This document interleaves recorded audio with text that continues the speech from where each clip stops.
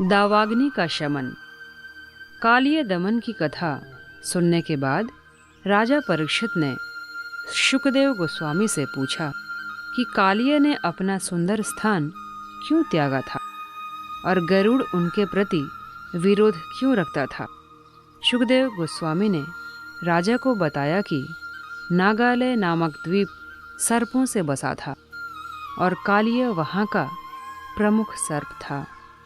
इस द्वीप में सर्प खाने का आदी होने के कारण गरुड़ सर्प खाने को आता था और इच्छानुसार अनेक सर्पों को मारता था। उनमें से वह कुछ को खा जाता, कुछ अन्यों का वृथा ही वध करता रहता। इससे सर्प समाज इतना भयभीत हो उठा था कि उनके मुखिया वासुकी ने ब्रह्मा जी से रक्षा करने की प्रार्थना की। ब्रह्मा जी ने ऐसी व्यवस्था कर दी कि गरुड़ उपद्रव न मचा सके। इस व्यवस्था के अनुसार प्रत्येक अमावस्या को सर्प समाज गरुड़ को एक सर्प की भेंट दिया करे। यह सर्प वृक्ष के नीचे गरुड़ को बलि रूप में रख दिया जाता। गरुड़ इस भेंट से प्रसन्न था, अतः वह अन्य सर्पों को तंग नहीं करता था। किंतु धीरे धीरे कालिय ने इस स्थिति का लाभ उठाया।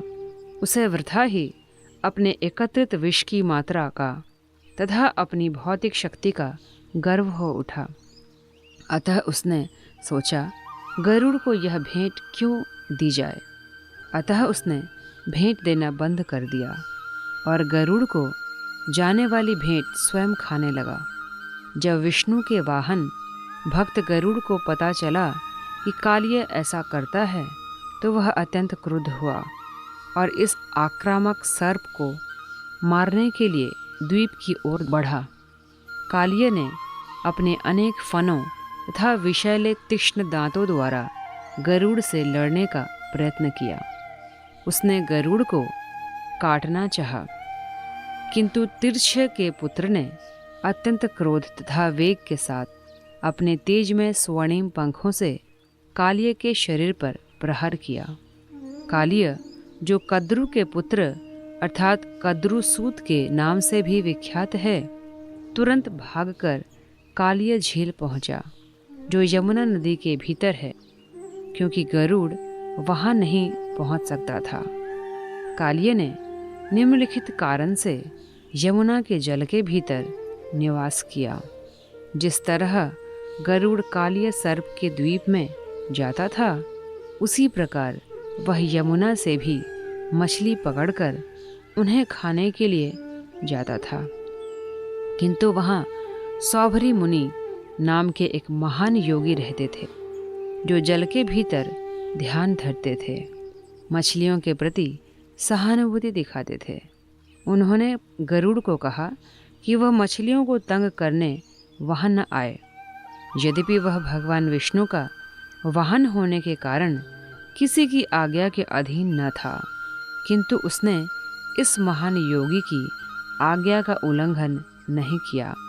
उसने बहुत सारी मछलियाँ खाने की बजाय एक बहुत बड़ी मछली पकड़ ली, जो मछलियों की सरदार थी। सौभरी मुनि अत्यंत दुखी हुए कि गरुड़ मछलियों के सरदार को ले गया। उनकी सुरक्षा के विषय में सोचते हुए उन्होंने गरुड़ को शाप दिया, यदि आज से तुम यहाँ मछलियाँ पकड़ने यहाँ आओगे तो मैं यह बलपूर्वक कहता हूँ कि तुम तुरंत मारे जाओगे। यह शाप केवल कालिय को ज्ञात था, अतः वह आश्वस्त था कि गरुड़ यहाँ नहीं आ सकेगा। इसीलिए उसने यमुना दह में शरण लेने की ठानी, किंतु कालिय द्वारा सौभरी मुनि की शरण में जाना सफल नहीं हुआ। उसे गरुड़ के स्वामी कृष्ण ने यमुना से मार भगाया। यहाँ यह ध्यान देने योग्य है कि गरुड़ का सीधा संबंध श्री भगवान से है और वह इतनी बलशाली है कि उसे न कोई आदेश दे सकता है न शाप। वस्तुतः गरुड़ को जिन्हें श्रीमद् भागवत में भगवान के स्तर के समकक्ष बताया गया है, सौभरी मुनि द्वारा शाप दिया जाना अपराध था। यद्यपि गरुड़ ने प्रतिशोध लेने का यत्न नहीं किया, किंतु एक वैष्णव पुरुष के प्रति किया गया मुनि का यह अपराध क्षम्य नहीं था। इस अपराध के कारण मुनि को अपने योगी पद से नीचे गिरना पड़ा और बाद में भौतिक संसार में इंद्रिय का भोक्ता एक गृहस्थ बनना पड़ा। इस प्रकार ध्यान के द्वारा आध्यात्मिक आनंद में लीन रहने वाले सौभरी मुनि का पतन वैष्णवों के प्रति अपराध करने वालों को शिक्षा देता है। जब अंततः कृष्ण कालिय दह से बाहर आ गए तो उनके सारे मित्रों तथा संबंधियों ने उन्हें यमुना तट पर देखा। वे उन लोगों के समक्ष अत्यंत विभूषित रूप में सारे शरीर में चंदन चर्चित किए अमूल्य रत्नों से तथा मणियों से सुशोभित एवं लगभग पूर्णतया स्वर्ण से आच्छादित प्रकट हुए। वृंदावन के वासियों, ग्वालों, गोपियों, माता यशोदा, महाराज नंद तथा समस्त गायों एवं बछड़ों ने कृष्ण को यमुना से आते देखा और उन्हें ऐसा लगा मानो उनके प्राण वापस आ गए हों। जब किसी को जीवन का पुनः लाभ होता है तो वह स्वभावतः आनंद तथा प्रसन्नता में लीन जाता है।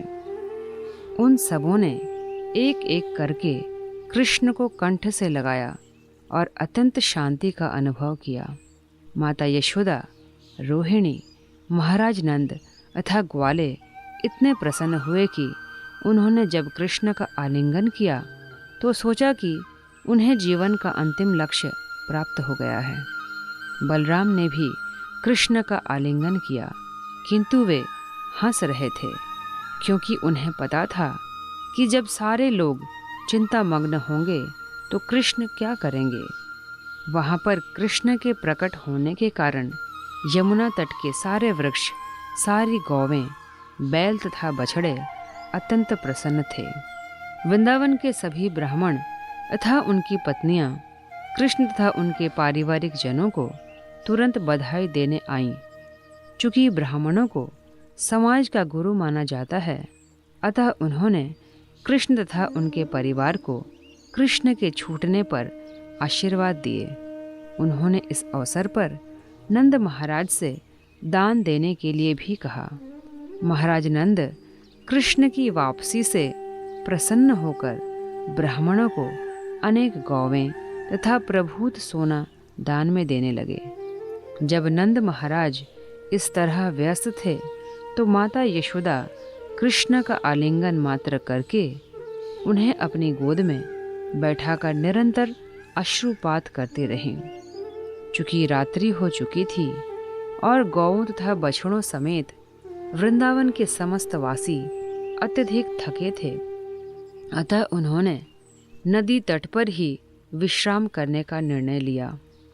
अर्धरात्रि में जब सारे लोग सोए हुए थे तो सहसा एक विशाल दावाग्नि लग गई और ऐसा प्रतीत होने लगा मानो यह शीघ्र ही सारे वृंदावन वासियों को निगल जाएगी। उन्हें ज्यों ही अग्नि की तपन का अनुभव हुआ, त्यों ही उन्होंने भगवान श्री कृष्ण की शरण ग्रहण कर ली।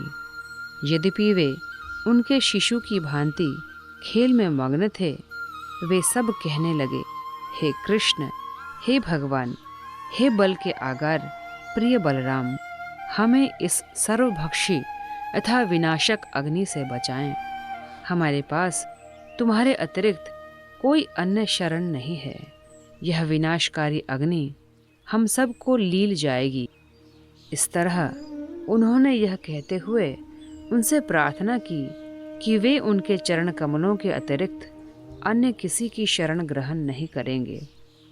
भगवान कृष्ण ने अपने ग्रामवासियों पर कृपालु बनकर तुरंत ही संपूर्ण दावाग्नि को निगल लिया और उन्हें बचा लिया।